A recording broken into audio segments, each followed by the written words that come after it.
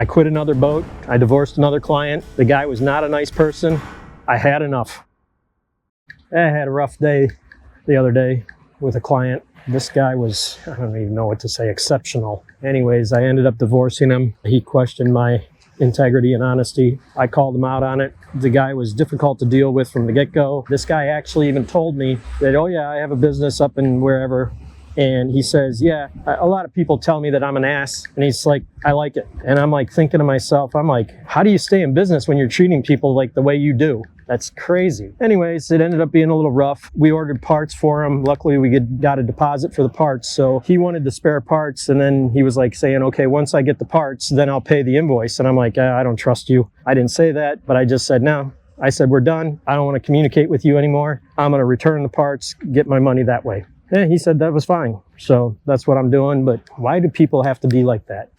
I don't get it. You're miserable and you make everybody around you miserable. I know I already said it.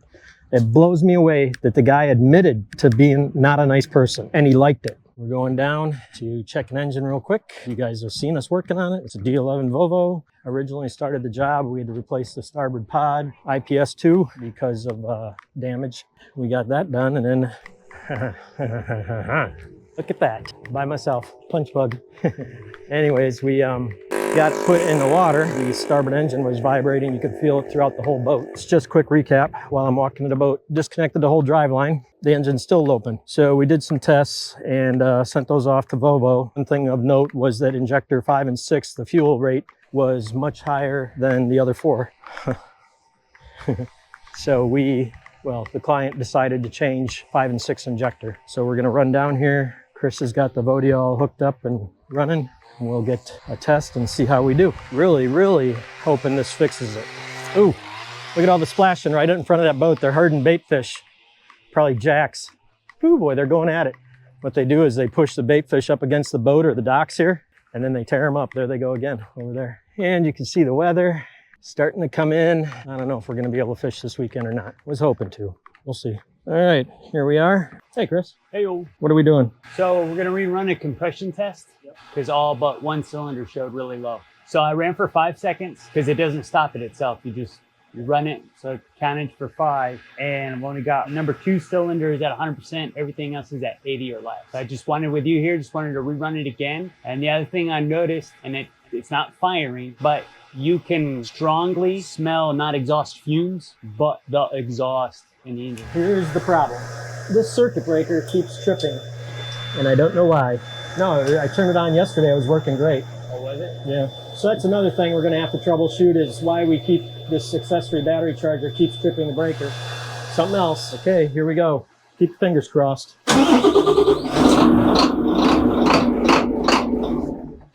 Well, it started. You have to crack and bleed while it's running. Okay, so I'll start it and I'll come back in here and listen for your cue. All right, here we go. Oh, there we go. That sounds better. There was just a click, nothing happened. And then start-stop button started flashing. It stopped, light cleared, started it, next time fired right up. Could be something to do with that battery charger tripping the breakers. Well, that's disappointing.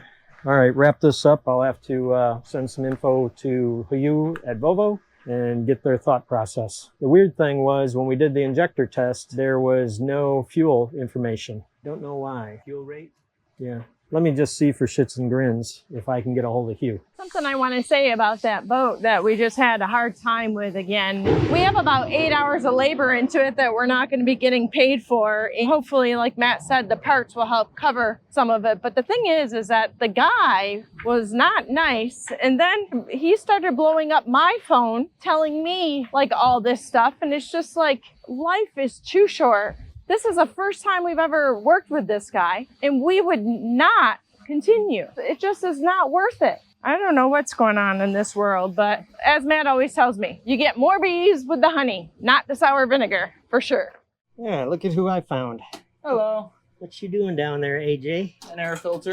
Putting the air filter on down there? That's a great spot for that, isn't it? And I see you got your oil extraction pump up there and you were changing oil. What are we doing on these engines, AJ? 100-hour service. We got stuff spread out all over here. Mel, say hi. I know you don't have a mic, but how's it going? Same thing over here we're doing over there. Okay, same thing. All right. Except faster. Ha ha, you're funny. The old man. Okay, guys. I got to go back and help Chris. If you need anything, holler at me. Parker, Rayfin, Raycor filter for the generator. Griffin for the starboard engine. Raycor Parker for the port engine. That's an excellent plan. So That just makes life so much easier. it may be a replacement for that one, but it doesn't look the same. So Okay, send me all the information. We'll get them on order. Thanks, guys. So it's definitely in the battery isolator, but I think that it might be the control voltage for the battery isolator. This thing's been rode hard and put away wet. Yeah. So right now port engine is running. So this is port battery isolator. This is alternator input 13.4, which is normal. Output 3, which also goes to the starboard side's alternator input. So both of these. So you can have one motor running and it should recharge everything. Yep. So we know that we've got good 13 alternator there, input yeah. out. This is the starboard battery, which we know is discharged 11.5, where we're not starting. We got 11.4 there, 11.4 there, with 13.5, and input is 13.5. According to the manual, this is supposed to be power off of the key switch. I'm not getting any voltage to it at all. Now, the other thing I wanted to double check before I say, yeah, that it's bad, is this supposed to be a control to tell it to start charging and doing its thing? I'm going to turn the starboard engine ignition on. Okay. They both are. They're both on? They Okay. should be. Yeah, they're both on. Yeah. Yeah. Okay. What I was wondering was, is that input voltage, control voltage, supposed to come from the starboard engine? But if you got them both on and you're not getting it. If it was a control signal, then all three inputs would shut off. Or thinking, I was like, okay, well, maybe is it wired up somehow that second input is like, if the port side isolator fails, then that's an output to the port side. But you wouldn't need that. And then that's the other thing, you really wouldn't need that because you just have a straight run between the two alternators. So you've got 3 outputs, right? Three outputs, 3 two of them are batteries. low and 1 is good. Yeah, 1 is good. 2 of them are non-existent. Well, 2 of them are reading the battery voltage, which means that they're not outputting. If that one stud that's reading good power, can we all hook them all up to that one stud? You can to get them on the run, but it needs to get it fixed. So we need a new isolator. Needs a new isolator. That this isolator is not original because 1, it was not even mounted to the wall. It was just dangling there. A couple of the batteries were loose and not secured down. Like, I didn't touch this at all. And that's just, Yeah. that one was not in place. That one was not bolted down. Isolator was not bolted to the wall. And I'm pretty sure it's not original, one, because it doesn't match that other side, Right. and because the studs that are in place don't line up to that. So did you load test all the batteries? From the story, I didn't really see a need to. And with that one battery being at 11.5, the tester is going to tell me that charge and recharge and test. And talking to the owner, every time they put it on shore power, battery comes back to life, no problem. Engine starts, it'll run all day and then gradually drop down. So the battery charger is working. Battery charger is working. I believe the battery is good. I don't have any reason to think that it's not. So that's why I went, after his story, that's why I went straight to the isolator. You're going to try to hook that lead up to the good stud? So I would say ask him what he wants us to do, because it's going to be, the boat's going to be okay that way, because they have the port motor recharging all 3 banks, but it does need to get replaced. Okay. No, I was just going to put the start battery on there and that's it. Yeah, right. So this way, the port motor will recharge all of the banks. The Mhm. starboard will only recharge itself. All right. Hopefully you guys can see this. Got a little school of pilchards. They are just being surrounded. There's barracudas, there's big mangrove snappers, and they're tearing these poor little fellas up. Oh boy, not a good day for them. Oh, there goes a couple barracudas. Yeah, they're herding them around. Oh yeah.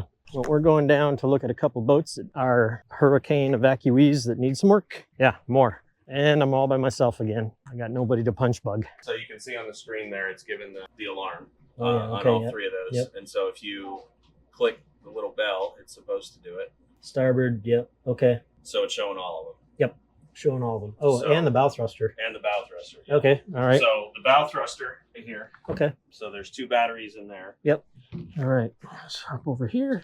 I've got my 4 domestics there. The 2 on the left are the port starting batteries. And then I've got 2 others over here that I honestly have no idea what they go to. Stern thruster, maybe? Might be stern thruster. Actually, that's probably a good guess. What are you inverting? The inverter works to keep the audio and video equipment on when you switch from shore power to generator. That's this boat. Gotcha. How many boats did you bring down? 3. 3 boats. Yes. From St. Petersburg. St. Pete. I told you, there's a lot of you guys in town right now. Yeah, I know. Okay, let's go hop over to the other boat, I guess. How busy are you? Well, we were the only Volvo dealer from Homestead to Key West. That's why I was leading with that question. Because Yep. the next one we're going to go to, I've got a water pump issue on the starboard Volvo IPS. If I have to order another water pump, it'd be the 4th one. We'll go to this one first. Okay. Starboard water pump. Oh, yep. Yep. Yeah. Okay. It created quite a shear point on the worm gear right here. Uh-huh. And the worm goes right into there. So Motion, I guess, has the replacement ones. That's the rest of it. Okay. So All right. this just sits right On in there, yep. bolts in, And then this worm goes into into there. there, right. Yep. This bolts right. Right to the bottom. So we just need a new. New one of these, which I think I found on their website this morning. Oh boy. And I know you don't do with Blackwater stuff, but what the guy told me is you just slide the toilet forward, and there's a bolt here. And a bolt Yeah, they're here. underneath. Yeah. They're underneath. Yeah, and you you've just got to be pull able these. To get to it. Yep. Yeah. Okay. Yep. So I think we can handle that. Okay. We'll just pump the toilet out, and then you got to pull those little caps off. Yeah, I've got KO in the toilet, right? Unless Oh, the hatch. the hatch is on the other. Oh, one. on a different boat. Okay. This hatch, as you can see from the salt, Yeah. started leaking really bad, apparently through here, from what the guy told me who was delivering this one behind me. I would figure it would be through the gasket up top, but I see a bunch of salt up there. yeah, I haven't had time to look at it. Okay. Yeah, it's a Lumar. We'll just probably run some water on it. And see what Put happens. a hose up yeah. here and see if we can figure out where it's coming. We'll open it up and make sure everything's good and seal. Yeah, there's more salt up here too. Yeah, and there's a bunch back here as well, and back in here. So Yeah, we were taking some pretty serious waves getting down here. it might just need to be adjusted a little bit. But we'll check it. We need to check this for leaks, so we'll take a garden hose and run it and check it and see if we need to make any adjustments. And that's it. All right. 2 self-contained units. Are they self-contained? Yes. Okay, 2 self-contained units under the couch. One of them is given a lockout. And if you need to get to try and flush them, there's your header system there and the saltwater pump, raw water pump. Perfect. Wow. We got a list. 3 boats. Luckily, we're only dealing with one owner, or one, not the owner, but the captain with all 3 boats. So we don't have to deal with 3 separate owners. So that'll be great. We're going to head back to the shop. Somebody's smoking something down here and it smells good. Wow. Look at this boat. That's a rig. Everglade. Where's that boat from? You guys look it up. How many feet is that? What kind of boat is that? Let's somebody look that up and leave me a comment. Research that. I could just look at the back, but that takes away all the fun. There's not even a random stranger around here for me to punch bug. I should try that sometime, see what happens. People would probably be like, what the heck? Hopefully they didn't hit me back.